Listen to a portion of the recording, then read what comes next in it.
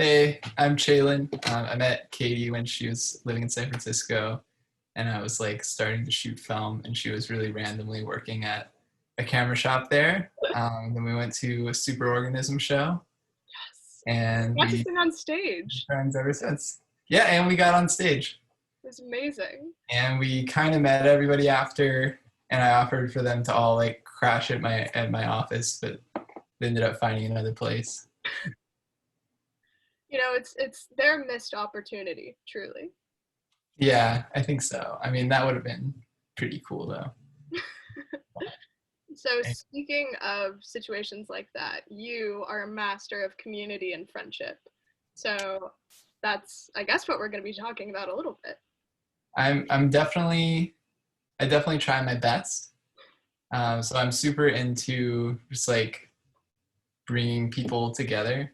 Um, Mainly just like introducing friends to friends and like trying to kind of like always get out of my comfort zone of who I'm meeting. Hmm. And one way that I kind of got into that, like starting in high school, was through tabletop gaming. So when I was younger, I was super into video games, as like many teenage boys are. But when I got into board games, I found that like it had a lot of what I loved about video games, but it added this social component that I've really latched onto as I've kind of grown up and become more and more extroverted. So it's like playing a video game, but instead of everybody staring at one screen, like you're all seated around the table together. So now you can be aggressive in real life, fighting each other, or not. Right. Yeah. Or even as we'll cover in this exciting episode, cooperating with each other. Because True. not every board game is has an antagonist. Really? Okay. So tell me a bit about the different kinds of board games. Sure. So there are two main camps when you start getting into like board game nerd territory. Those are what's affectionately dubbed Ameritrash, which is like kind of all these American games that maybe started with this company called Avalon Hill that was around like 50s, 60s. Don't quote me on that. But the Ameritrash games are like very thematic.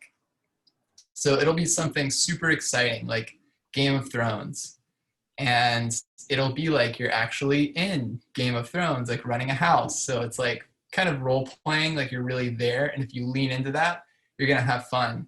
But the rule books are incredibly clunky because when you try to make something like exactly true to like a novel, you're gonna end up with like really minute rules of what happens in a port and like when a ship is inside, outside a port, blah blah blah blah. Right. The other camp are Euro games. These are a little more, it's basically like they come up with a mechanic Hmm.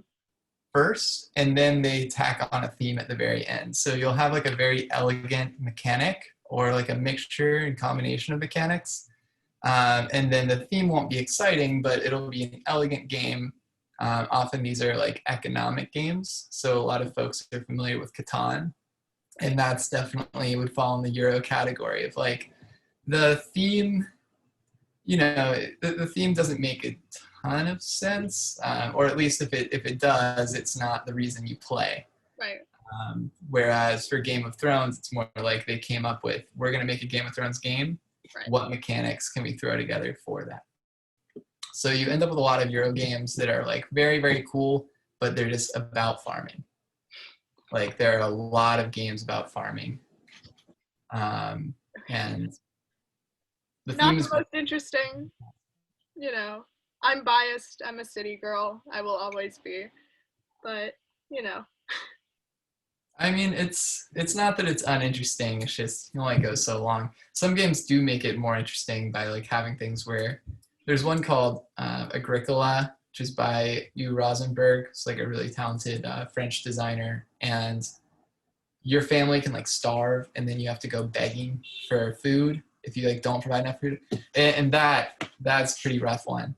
Yeah. Really sucks when your family starves. You Oh my god. can't win the game.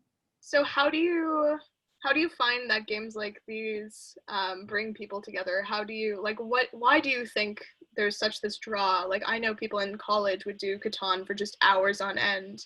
Like, what is it about them that's so appealing? Sure. So I think one is that it's a fantastic icebreaker.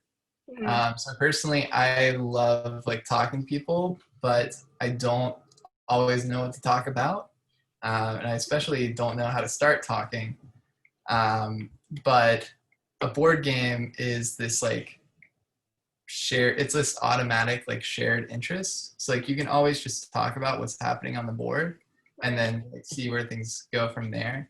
Like I've when I first moved to San Francisco 3 years ago, I was going to these board game nights at like different startups around town, Mhm. and I found that was a really really good way to make friends. And I've also done this when traveling in Europe and in Asia, just going to board game cafes. People will have like a board game night, and you just automatically all have something to talk about. You can see where it goes from there.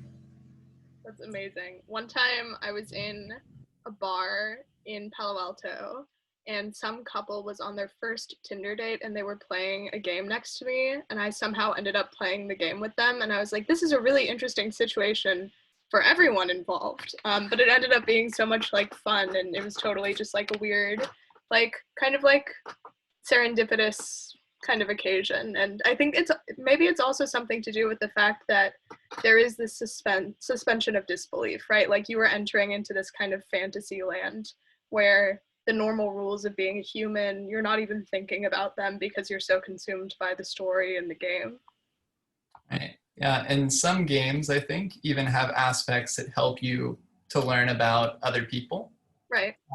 So I brought a few to kind of give some recommendations for people who might be interested in getting into this world of what I call like designer board games.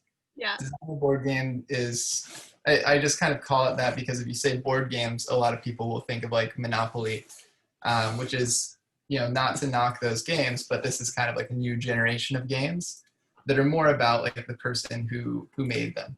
Right. So this one is called Dixit. Okay. And Dixit is one that you're going to love, Katie, because it is all about art, but it's also all about us learning about one another because you are given a hand of very bizarre cards. God. I love this. And the way that you go about playing is by, taking one of these cards, which could have multiple meanings, and you need to give a clue. Okay. And you need not everybody, but some people to guess correctly. Right. So basically, you need to kind of know your group because all of these are going to be splayed out, but you have to guess, okay, what's the original one that was played rather than the ones that other players are putting in trying to trick you. So it's a So this little bit actually is like a special code aspect. names in that you need to like know how the other person is thinking about things. Mhm.